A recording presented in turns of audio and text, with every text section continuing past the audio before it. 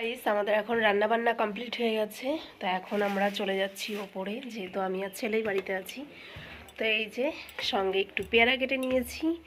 তো পেয়ারাটাকে জম্পেস করে মাখা করব ওপরে বসে বসে, সমস্ত কিছু নিয়ে নিয়েছি। কারণ হচ্ছে নিচে এত ঠান্ডা, বসে থাকতে ইচ্ছা করে না। তো এখন রান্না হয়ে গেছে, কি করব, তার জন্য আমি আর ছেলেই দুজনেই আছি, চলে এসেছি ওপরে। ওপরে বসে বসে এখন পেয়ারা মাখা খাবো রোদে বসে বসে।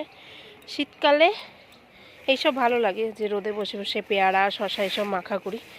কিন্তু তেঁতুল খুঁজেছিলাম, কিন্তু তেঁতুলটা হচ্ছে পাওয়া যায়নি, তাই আর তেঁতুলটা আনতে পারিনি। আর আমার ছেলে ভীষণ ভালোবাসে এসব ঝাল টাল খেতে, তার সাথে তো আমি আছি। তা এখন এই যে কাসুন্দি ছিল না, তো তার বদলে হচ্ছে সর্ষে বাটা করে নিয়েছি, কাঁচা লঙ্কা ধনে পাতা সমস্ত কিছু বাটা করে এই যে মাখা করতে করতে জিভে জল চলে আসছে, কি বলবো। তো এই যে বেশ এরকম করে হচ্ছে মাখিয়ে এলাম। কেমন লাগছে? Heavy tasty tasty. তো এখনও কিন্তু আমাদের দুপুরের খাওয়া দাওয়া হয়নি। আমার হয়ে গেছে, ছেলের হয়ে গেছে, কারণ বললাম তুমি হচ্ছে বাচ্চা মানুষ, খালি পেটে এসব খেলে পেটে ব্যথা করবে, যেহেতু লঙ্কা একটু ঝালের পরিমাণটা বেশি আছে ওই জন্য। তো আমরা খাবো একটু পরে, রান্নাটা করে জাস্ট ওপরে এলাম।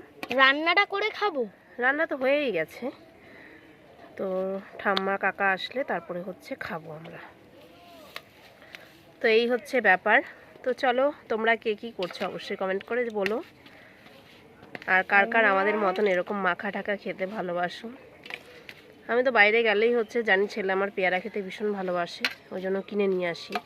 তো আজকে বাড়িতেই রেখেছিলাম। তো এই যে সুন্দর করে মাখিয়ে দিয়েছি। কটা পেয়ারা? একটা। তো এই যে হচ্ছে আমাদের মাখানো হয়ে গেছে, তো চলো এখন খেয়ে নিই। মাখানো